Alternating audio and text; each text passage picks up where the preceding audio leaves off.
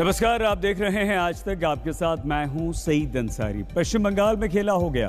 पश्चिम बंगाल विधानसभा चुनाव के जो परिणाम इस वक्त तक सामने आ रहे हैं, ये रुझान है और ये परिणामों में तब्दील होने के बाद फाइनल होगी। लेकिन नंदीग्राम में जबरदस्त कांटे की टक्कर चल रही है। वो नंदीग्राम है जहां 16 राउंड तक की मतगणना पूरी हो चुकी है। सिर्फ एक राउंड की मतगणना बाकी है। ममता बनर्जी सिर्फ 6 वोटों से पीछे चल रही हैं। अनुपम मिश्र हमारे संवाददाता के पास आपको लिए चलते हैं। अनुपम, क्या खबर है और ये आखिरी राउंड की गिनती कब तक शुरू होने वाली है? इतना कांटे का मुकाबला कैसे? बिल्कुल, नंदीग्राम में बहुत ही नज़दीकी मुकाबला चल रहा है। 16वें राउंड की जब मतगणना शुरू हुई तो 3 टेबल थे। 3 टेबल, दूसरे टेबल की गिनती के बाद ममता बनर्जी लगभग 8000 वोटों से आगे थी। लेकिन जो आखिरी टेबल में गिनती हुई उसमें 8000 की जो बढ़त थी वो तो कम हो गई।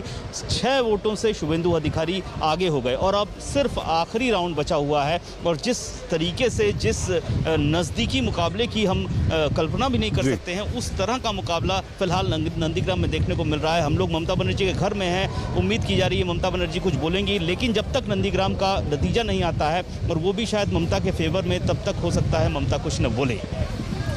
लेकिन अनुपम, ये बताइए कि ममता बनर्जी को पिछली बार के मुकाबले कोई नुकसान नहीं हुआ। वो 200 सीटें इस वक्त भी रुझानों में जीतती हुई दिखाई दे रही। तो ऐसा क्या हुआ कि ममता के नेतृत्व में बंगाल में टीएमसी चुनाव जीत रही है और नंदीग्राम में इतनी कांटे की टक्कर उन्हें मिल रही है? शुभेंदु अधिकारी उन्हें जबरदस्त टक्कर दे रहे हैं, कैसे? जी बिल्कुल, आपको बताऊं, नंदीग्राम शुभेंदु अधिकारी का गढ़ कहा जाता रहा है और पिछले कई सालों से नंदीग्राम में शुभेंदु अधिकारी ने काफ़ी मेहनत की है, काफ़ी काम भी किए हैं। तो जाहिर तौर पर जब शुभेंदु अधिकारी नंदीग्राम से खड़े होने की बात हुई, तब अगर ममता बनर्जी न होती तो आराम से शुभेंदु अधिकारी नंदीग्राम जीतते। लेकिन जब ममता बनर्जी यहाँ खड़ी हुई तो मुकाबला बेहद कड़ा और कांटे का हो गया और इसी के बाद ही यहाँ पर ये आ रहा है। और सबसे बड़ी बात है, ये गढ़ है, शुभेंदु अधिकारी का गढ़ है, इसी वजह से ये कांटे का मुकाबला हो रहा है। ठीक है, हम दोबारा आपके पास आते हैं अनुपम। जैसे ही कोई खबर आती हो, जैसे ही ममता बनर्जी बाहर आती हैं, सीधे आपके पास आएंगे। इस वक्त हमारे साथ टीएमसी प्रवक्ता लीडर तौसीफ खान जी भी जुड़ चुके हैं। विनोद अग्निहोत्री जी लगातार हमारे साथ बने हुए हैं। तौसीफ जी, ममता बनर्जी के नेतृत्व में बंगाल में आपने ज़बरदस्त प्रदर्शन किया। पिछले बार के मुकाबले आपको कोई नुकसान नहीं हुआ। ये बड़ी बात है, एंटी इनकम्बेंसी के बाद भी आप इतनी सीटें जीत पाए। लेकिन ममता को इतनी ज़बरदस्त टक्कर, ये आशंका कि वो हार भी सकती हैं नंदीग्राम से, ऐसा क्यों? नहीं, देखिए, अनुमान था कि नंदीग्राम में जो हमने देखा वोटिंग के दौरान में भी कि वहाँ पे बूथ रिगिंग का मामला था, जिसके वजह से ममता बनर्जी को खुद जाकर के बैठे रहना पड़ा बूथ के बाहर। तो वहाँ पे जो लोकल लीडरशिप रहे, जिन लोगों को जिम्मेदारी दी गई थी तृणमूल की तरफ से, उन पे एक प्रश्न चिन्ह उठ सकता है।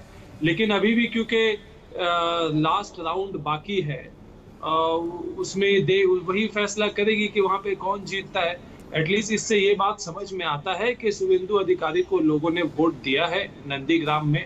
उन्होंने कोई कसर नहीं छोड़ा अपने कैंपेन में और लोगों का वोट उनको मिला है। लेकिन ममता बनर्जी एक अकेले नंदीग्राम से नहीं लड़ी। ममता बनर्जी बंगाल के पूरे 294 सीट से लड़ी। हर एक सीट पे ममता बनर्जी कैंडिडेट थी। वो मुसलसल कैंपेनिंग के दौरान भी यही बात कहती रही है कि हर एक 294 सीट से ममता बनर्जी प्रत्याशी है और कोई भी जनता जहां हर एक बंगाल के कोने कोने में आधिकारिक तौर पर तौसीफ जी, जहां से वो चुनाव लड़ रही हैं, जो सीट काउंट होनी है, जो सीट इस टैली में जुड़नी है या घटनी है, वो नंदीग्राम है और वहीं पर उन्हें ज़बरदस्त टक्कर लग रही है और ये भी आशंका जताई जा रही है कि वो हार जाएंगे। हम आपसे बात करेंगे और लेकिन मौसमी सिंह हमारी संवाददाता के पास इस वक्त हम आपको लिए चलते हैं। टीएमसी के रणनीतिकार प्रशांत किशोर से कुछ देर पहले मौसमी ने बात की है। क्या कहा है प्रशांत किशोर ने? मौसमी, सही, देखिए, हम लोग प्रशांत किशोर के ऑफिस आईपैक में है और यहाँ पे आपको हम दिखाना चाह रहे थे कि किस तरह की तस्वीर है। यहाँ पे आप देखिए, सारे युवा हैं, सारे सैल्यूट जो रणनीतिकार प्रशांत किशोर के साथ उन्होंने दिन रात काम किया है और एक तरीके से कह लीजिए खुशी का आलम है, खुशी का माहौल है, क्योंकि आप एवरेज एज अगर देखेंगे तो 20 से 30 साल 35 साल की एवरेज एज से ज़्यादा नहीं है और एक बहुत लंबी लड़ाई आप लोग ने लड़ी। उम्मीद की थी ये रिजल्ट आएगी? Yes, of course, we were very confident about it, even including Prashant, and we were working for it, and we were very confident. That's why we had the expectation like this only. That's why we were confident in spite of all this other narratives and buzz. अच्छा ये बताइए कितने रात से सोए नहीं है? खेला होबे, जेता होबे, ऑफ कोर्स जेता होबे, खेला होबे, ठीक है। रिलेंटलेस नाइट सब जगह हुए थे, ठीक है। मतलब काफ़ी टाइम तक एक बहुत ही बड़ा कांस्टेंट फाइट था। But of course today when we are standing here it's not yet concluded. We will like to have a very nice swift at the end, ठीक है। तो of course we are waiting for that. यहाँ पे देखिए इस तरह से monitor भी हो रही है, लगातार रिजल्ट इंडिया टुडे भी देखा जा रहा है। और कितने रातों से सोए नहीं है, कितने रातों से घर नहीं गए? बहुत दो ढाई महीना हो गया अभी तो, मतलब ये this is the final fight that we had and this is the final result that we want. Mamata di आरेक बार चलिए खेला हो भी थोड़ा डांस हो गए, खेला थोड़ा सा डांस कर। अभी ये लोग बता दूं आपको सईद की लगभग 3 घंटे से लगातार यहाँ पे म्यूजिक चल रहा था कुछ इस तरह से, और खेला होबे पे ये सारे युवा बैठ के डांस कर रहे थे, क्योंकि वाकई में इनके लिए ये एक ऐसा लम्हा है जब ये एक ऐसी स्ट्रैटेजी का हिस्सा बने हैं जहाँ पे घंटों काम तो किया, पर आज वो नतीजे अपने टेलीविज़न स्क्रीन पे, और आप देखिए आज तक यहाँ पे देखा जा रहा है अपने टेलीविज़न स्क्रीन पर ये लोग देख रहे हैं। बहुत मेहनत करी, बहुत साल लगे, बहुत महीने लगे, पर उम्मीद की थी ये रिजल्ट आएगा। बिल्कुल उम्मीद की थी हमने। हम लोग कॉन्फिडेंट थे कि हम लोग जीतेंगे और बहुत ही अच्छी मार्जिन से जीतेंगे। दीदी और एक बार खेला होबे। तो यहाँ पे जाहिर तौर पे क्योंकि सोशल डिस्टेंसिंग और सेलिब्रेशंस पर ठीक है, बस में आते हैं दोबारा, पर वैसे ये लोग सभी जीत का जश्न मना रहे हैं। आते हैं मौसमी आपके पास दोबारा आते हैं। जयंतुदा ये जो तस्वीर थी वो रणनीतिकार टीएमसी के प्रशांत किशोर के ऑफिस की तस्वीर थी। भ्रष्टाचार का मुद्दा बीजेपी ने उठाया, बीजेपी ने पोलराइज करने की कोशिश की, बीजेपी ने एंटी इनकम्बेंसी का फ़ायदा उठाने की भी कोशिश की। तमाम चीज़ें होने के बाद ये जो खेला होबे है, ये बंगाल से बाहर के लोगों को तो सिर्फ इतना समझ में आ रहा था कि खेला होबे कोई खेल होना है। क्या था ये नारा और किस तरह से ये काम कर गया? देखिए, सबसे पहले ममता बनर्जी समझ गए थे कि ये खेला होबे, ये जो गाना, it's a very sudden discovery, क्योंकि जिसने ये गाना गाए थे और ये लिरिक्स ऑफ सब दिए थे वो खुद तृणमूल में कैंडिडेट नहीं हो पाया, लेकिन वो जो एकदम यंग स्टार, ये जो गाना इतना पॉपुलर और हिट हो गया, तो ममता बनर्जी जब रैली में गए, एक रैली में जाके देखा कि इसमें एक यूथ जनरेशन जो है वो पीढ़ी बहुत एंथुजियास्टिक हो रहा है। तो उन्होंने क्या किया, वो जो गाना था उसको पीके के साथ भी बातचीत किए हैं और पीके ने इसको प्रोफेशनली सोशल मीडिया में, टेलीविजन चैनल में, मान लीजिए एक रैली दिखा रहे हैं ममता बनर्जी का स्पीच, बीच में वो गाना हो रहा है, तो इसको पॉपुलराइज किया बहुत सोच समझ के। और मुझे तो लगता है कि पीके का भी रोल आपको मानना पड़ेगा कि ये जो फॉल्ट लाइंस था ना ममता बनर्जी के गवर्नेंस के इश्यूज में, ये सब, ये अच्छा खेल जो है पश्चिम बंगाल में आप जानते हैं, फुटबॉल, क्रिकेट, ये कितने फुटबॉल लवर्स है जो खेला होबे, और खेला को नेगेटिव वे में बीजेपी का जो कैंपेन है उसमें और ज्यादा इस इशू में पोलराइजेशन हो गया, इसमें भी पोलराइजेशन हुआ।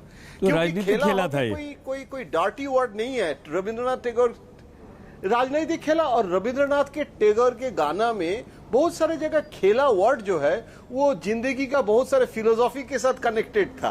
तो मैं ये नहीं कह रहा हूं कि टीएमसी का जो यूथ जनरेशन वो इतना टैगोर का फिलोसॉफी को ध्यान में रखते हुए गाना लिखा, लेकिन ये जोश जिसको कहता है ना, एंथुजियाज्म, ये एक वाइब्रेशन जो न्यू जनरेशन को मोबिलाइज करने में वोकल टॉनिक, जैसे फुटबॉल में हम लोग कहते थे कि वोकल टॉनिक दिया जाता था कोच के तरफ से, तो वो ये it's like a political vocal tonic of Mamata Banerjee, और ये सफल भी है ये स्लोगन। ठीक है। सुनीत जी क्या सोप ओपेरा में भी ये गाना सुनाते हैं जी। सुनीत जी क्या लगता है आपको, क्या वो एक ऐसा बिंदु था ममता बनर्जी का जो यहाँ काम कर गया? ये सिर्फ ममता बनर्जी की बात नहीं है, प्रशांत किशोर जी उसमें हैं और उन्होंने अभी एक बड़ी अच्छी इंटरव्यू दी और उन्होंने इलेक्शन कमीशन को कीचड़ से निकाल के उसका सही मुंह देश की जनता के सामने। मैं तो एक चीज जानता हूं, ममता बनर्जी की जो इसमें पॉलिसी थी वो ये है, जब हम कहते हैं हिम्मत मर्दान मदद खुदा, उसके कुछ मायने हो। मैं तो एथियस्ट हूं, पर मैं जानता हूं कि आप में हिम्मत है, तो जो भी भगवान होगा, मिट्टी का हो या तांबे का हो, वो भी आपके साथ चलेगा। तो मेरा ये कहना है, इन्होंने दिखा दिया है 5 इलेक्शन में कि आप हिंदुस्तान की जनता को एक इलेक्शन जीतने के लिए मरवाते हैं कोरोना के बीमारी से। तो मेरा ये कहना है, आज हमारे भाई बंधु इंटेलेक्चुअल इतने मर गए हैं, आज उनको पूरी तरह से उनका जवाब मिल गया है और मुझे बड़ी खुशी है कि ये हुआ है।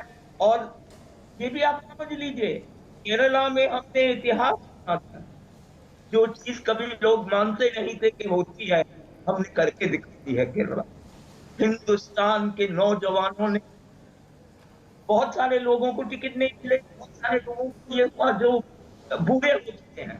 मेरा ये कहना है, नौजवान भारत बीजेपी का मुकाबला मजबूती से। लेफ्ट कैसे गायब हो गया सुनीत जी? लेफ्ट का कैसे सुपड़ा साफ हो गया? कौन कहते हैं हो गया? हमारी लाइन बंगाल के लिए बीजेपी हराओ, और बीजेपी हार गई है। मतलब ये कि आपने खुद ये कहा, लेफ्ट ने खुद ये कहा सुनीत जी कि आप ममता को वोट दे दीजिए, बीजेपी को रोकना है तो सिर्फ ममता को वोट दे दीजिए, हमें मत दीजिए, हम तो जीत ही नहीं रहे। मतलब आप जीतने के लिए नहीं लड़े। अगर आप यही कह रहे हैं तो आप राजनीति जानते नहीं। मैं आपको इतना कह सकता हूँ कि हम एक ऐसी परिस्थिति पैदा करें जिससे लोग मान जाएं। ये लोग इंसान की जिंदगी की कोई कीमत नहीं मानते। 350 किसान दिल्ली में मर चुका है। आप समझिए किसानों की मौत की वोट हो गई होगी कि और को उनको दिखानी कि कौन जीतेगा, वो किसानों की ठीक है दिया गया है बंगाल। ठीक है सुनीत जी, और दोबारा आते हैं आपके पास और बात आपसे करेंगे। अपनी हार का कोई गम नहीं है, लेकिन बीजेपी हार गई है इसकी खुशी ज़रूर आपको है। विनोद जी आपके पास आते हैं, लेकिन संजय जी के पास जल्दी से जाके। संजय जी, जिस तरह से विनोद जी ने कहा था कि उत्तर प्रदेश की परिस्थितियां अलग थी, बंगाल की अलग हैं, वहाँ पे बीजेपी का जनाधार था, लेकिन अगर बंगाल में बीजेपी का जनाधार नहीं था, उसकी जड़ें ज़रा भी वहाँ पर नहीं पड़ी थी, तो ऐसे में जो बीजेपी 70 के ऊपर सीटें लाती हुई दिखाई दे रही है, आप मानेंगे कि हाँ बीजेपी ने अपनी उपस्थिति बंगाल में दर्ज करवा दी है और आने वाले समय में वो ममता का विकल्प बन सकती? बिल्कुल सईद, इस बात से बिल्कुल इनकार नहीं किया जा सकता। और कौन इनकार कर सकता? ये आंकड़े हमारे सबके सामने हैं, आपके सामने, हमारे सामने। अगर बीजेपी जो एक पार्टी 3 सीट वाली पार्टी थी 2016 के विधानसभा चुनाव में, उनका वोट 10.5% था। बीजेपी वहां से कितना लंबा सफर तय कर रही है। तकरीबन जो भी अब उनको सीटें आए 80, 85, 70, 75, इतनी बड़ी बढ़त बना रहे हैं। वोट का प्रतिशत तकरीबन कोई 37-38% वोट उनको आ रहा है। लोकसभा के चुनाव में भी उन्होंने अच्छा प्रदर्शन किया। बीजेपी ने अब अपनी जड़ें मजबूत बना ली हैं वेस्ट बंगाल में, और उसकी वजह है तृणमूल कांग्रेस और लेफ्ट का सफाया। आप विपक्ष की एक बड़ी पार्टी के रूप में बीजेपी उभर करके आई है वेस्ट बंगाल में, तो इस बात से तो कतई इनकार नहीं किया जा सकता कि बीजेपी ने अपनी जड़ें वेस्ट बंगाल में बना ली है। ठीक है विनोद जी, जब बंगाल में चुनाव हो रहे थे और चुनाव प्रचार चल रहा था, तो एक तरफ टीएमसी की तरफ से सिर्फ ममता बनर्जी हमें नज़र आती थी और बीजेपी की तरफ से प्रधानमंत्री नरेंद्र मोदी, गृह मंत्री अमित शाह, जेपी नड्डा, शिवराज सिंह चौहान, योगी आदित्यनाथ और तमाम मुख्यमंत्री, केंद्रीय मंत्री या सांसद ये सब नज़र आते थे। बड़े बड़े चेहरे नज़र आते थे, स्टार कैंपेनर्स नज़र आते थे। तो फिर ऐसा क्या हुआ विनोद जी कि एक ये महिला जो थी सभी पर भारी पड़ गई? सही, पहले तो एक खबर जो है आज तक वही चल रही है कि राजनाथ सिंह ने ममता बनर्जी को जीत की बधाई दी है। तो ये अपने आप में एक बड़ा डेवलपमेंट है कि भारतीय जनता पार्टी से सबसे पहले रक्षा मंत्री राजनाथ सिंह ने बधाई दी है ममता बनर्जी को। अभी जेपी नड्डा की या प्रधानमंत्री नरेंद्र मोदी की या अमित शाह की बधाई नहीं आई है अधिकृत, लेकिन रक्षा मंत्री ने बधाई दी है। तो इसको आप एक संकेत के रूप में देख सकते हैं कि राजनाथ सिंह का ममता बनर्जी से बहुत पुराना संबंध रहा है। जब राजनाथ सिंह भाजपा के अध्यक्ष थे और ममता बनर्जी सिंगूर में आंदोलन कर रही थी, तो राजनाथ सिंह पूरा जो है भारतीय जनता पार्टी के सांसदों का एक प्रतिनिधिमंडल लेकर गए थे, वहां उन्होंने उनका अनशन तोड़वाया था जूस पिला करके। और जब लौट करके आए थे राजनाथ सिंह, तो मैंने उनसे पूछा था, तो उन्होंने कहा कि नहीं, बहुत बहादुर महिला है, बहुत जीवट वाली महिला है, ऐसी राजनीतिक कार्यकर्ता देश में बहुत कम है। तो मुझे लगता है कहीं ना कहीं वो सब पुराने संबंध जो है, और वाजपेयी जी की सरकार में दोनों मंत्री भी थे कैबिनेट में एक साथ, बिल्कुल साथ में, आज उन्होंने सबसे पहले बधाई दी है।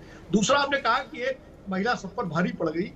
देखिए, अभी हम लोग बात कर रहे थे कंसोलिडेशन की, ध्रुवीकरण की। मैं बार बार कह रहा हूँ कंसोलिडेशन हुआ है वोटों का, लेकिन वो हिंदू वर्सेस नॉन हिंदू नहीं हुआ है, वो बंगाली वर्सेस नॉन बंगाली हुआ है। भारतीय जनता पार्टी को ज्यादातर उन क्षेत्रों का, उन वर्गों का समर्थन मिला है जो मूल रूप से उत्तर प्रदेश के, बिहार के रहने वाले लोग हैं, जो राष्ट्रीय पार्टी को के रूप में कभी कांग्रेस को देखते थे तो कभी बीजेपी को देख रहे हैं। तो वो एक दूसरा लेफ्ट और कांग्रेस का जो वोट बैंक था वो भी बीजेपी के साथ गया है। ये एक कंसोलिडेशन हुआ है जो ममता बनर्जी से शुरू से नाराज रहे। ममता बनर्जी जी को पूरा फायदा मिला है महिलाओं के ध्रुवीकरण का, कंसोलिडेशन का, माइनॉरिटीज के कंसोलिडेशन का और बंगाली अस्मिता के कंसोलिडेशन का। ये Bengali versus non Bengali consolidation हुआ है। इसलिए मैं इसको, ममता बनर्जी ने जो हिंदुत्व के मुकाबले जो बंगाली अस्मिता का कार्ड खेला, उसकी मैं सफलता मानता हूँ। क्योंकि विधानसभा चुनाव में क्षेत्रीय अस्मिता के कार्ड चलते हैं। कुछ चाहे बिहार में बिहारी अस्मिता का कार्ड तो नीतीश कुमार ने खेला था, गुजरात में मोदी जी खेलते रहे, तमिलनाडु में हमेशा जो है तमिल पार्टियां खेलती हैं, कभी एनटी रामाराव ने खेला था, आंध्र प्रदेश में तेलुगु बिड्डा का कार्ड। तो ये सब कार्ड हमेशा विधानसभा चुनाव में चलते हैं और उसका पूरा फायदा ममता बनर्जी को मिला। जी, जयंतुदा, जिस तरह से विनोद जी कह रहे हैं कि वो बंगाली अस्मिता का कार्ड चला, तो ये बंगाली और बाहरी वाला जो मामला है जयंतुदा, वो भी चला। हम आपसे सवाल का जवाब लें उससे पहले विनोद जी, उत्तर प्रदेश से पंचायत चुनाव की मतगणना की खबरें भी आ रही हो। मथुरा से हमें जो खबरें मिल रही हैं, 33 वार्ड्स में से वहाँ पर 17 RLD बढ़त बनाई हुई है। एक छोटा सा रिएक्शन सर आपका इस पे जल्दी से, ये क्या संकेत देखते हैं आप? ये संकेत ये देते हैं कि मथुरा, अभी मैंने बागपत का भी देख रहा था, वहां भी RLD की बढ़त चल रही है। तो ये मथुरा बागपत ये सारा क्षेत्र जो है क्षेत्र है जो किसान आंदोलन से प्रभावित है। और किसान आंदोलन में आप जानिए कि ज्यादातर जिस वर्ग का राजनीतिक असर है वो राष्ट्रीय लोकदल ही है, और यही राष्ट्रीय लोकदल का आधार था जो भाजपा के साथ चला गया था। तो अगर राष्ट्रीय लोकदल को अजीत सिंह की पार्टी को बढ़त मिल रही है पंचायत चुनाव में, तो ये मानना पड़ेगा कि उत्तर प्रदेश के, पश्चिमी उत्तर प्रदेश के ग्रामीण इलाकों में भारतीय जनता पार्टी का जनाधार कमजोर हुआ है और RLD को एक बार पुरानी अपनी खोई हुई जमीन वापस मिल रही है। और ये किसानों का असर है सीधे विनोद जी? निश्चित रूप से किसान आंदोलन का ही असर है, क्योंकि ज्यादातर जो किसान यहाँ बैठे हैं दिल्ली में धरने पर या आते रहे हैं, वो इसी इलाके से, तो मुजफ्फरनगर से, बागपत से, मथुरा से, बिजनौर से, मुरादाबाद से, बुलंदशहर से, वो यही के किसान ज्यादा है। ठीक है सर, हम इस पर और जैसे जैसे नतीजे आते हैं या रुझान आते हैं विनोद जी, हम चाहेंगे कि आपकी प्रतिक्रिया उस पर लेते रहें। फिलहाल जयंतुदा, बंगाली अस्मिता, बाहरी वर्सेस बंगाली, क्या ये भारी पड़ गया बीजेपी के भ्रष्टाचार के मुद्दे पर? ममता बनर्जी के भतीजे अभिषेक बनर्जी को लगातार घेरने वाले मुद्दे पर, और क्या वो 30% जयंतुदा जो कंसोलिडेशन की बात लगातार बीजेपी की तरफ से हो रही है, संबित पात्रा भी अभी कर रहे थे, अगर उसे हटा दिया जाए तो 70% को हिंदू मुसलमान से कोई फर्क नहीं पड़ा, उसे बंगाली अस्मिता और बाहरी वर्सेस बंगाली से ही फर्क पड़ा सिर्फ? हाँ, देखिए जैसे विनोद जी कह रहे थे, मैं सहमत हूं कि जैसे मुस्लिम वोट का कंसोलिडेशन हुआ है, हिंदू वोट जो है वो कंसोलिडेटेड जो नहीं हुआ है भाजपा के लिए, वो क्यों नहीं हुआ? क्योंकि जब आप बंगाली अस्मिता का इशू अगर आपको आप कैंपेन कर रहे हैं तो वो बंगाली हिंदूज है, तो वो बंगालीज जो है वो बीजेपी का वोट बैंक बनने से पहले वो ममता के साथ रह गए। अच्छा, कास्ट वोट जो है, महिला वोट जो है वो अलग, ये तो हिंदू वोट भी है। तो हिंदू वोट पश्चिम बंगाल में 70% बीजेपी को अगर मिल जाते तो वो तो अलग बात होता, लेकिन वो तो नहीं हुआ। और ये ममता बनर्जी ने जो अस्मिता का कार्ड, इसके साथ साथ एक एंटी दिल्ली रेडिकलिज्म जो बंगाली डीएनए में है उसको भी इस्तेमाल किया। और ये जो डीएनए, ये तो मैं मान के चलता हूं चित्तरंजन दास और सुभाष चंद्र बोस के समय से गांधी जी के साथ जो कॉन्फ्लिक्ट हुआ उस समय से लेके नक्सलाइट से लेके ये जो एक रेडिकल बंगाली का एंटी दिल्ली जो सीपीएम ने भी किया, ममता बनर्जी उस पार्टी को मतलब एक Bengali identity plus anti Delhi radical. ठीक है सर, हम आपको रोकना नहीं चाह रहे थे, हम आपकी बात आगे भी पूरी सुनेंगे। तमाम मेहमान सुनीत जी, तौसीफ जी हमारे साथ जुड़े हैं, संजय जी, विनोद जी और आप जयंतुदा, ये 5 मेहमान हमारे साथ हैं, और भी मेहमान हमारे साथ लगातार जुड़ेंगे। लेकिन इस वक्त जो खबर आ रही है वो ज़बरदस्त कांटे की टक्कर नंदीग्राम में चल रही है। ममता बनर्जी कुछ वोटों से शुभेंदु अधिकारी से आगे हैं, लेकिन ममता बनर्जी 212, बीजेपी 78, यानी कि ममता को पिछले विधानसभा चुनाव के मुकाबले कोई नुकसान नहीं, बल्कि 3 सीटें वो आगे बढ़ गई। होते हैं हासिल, देखते रहिए आज तक।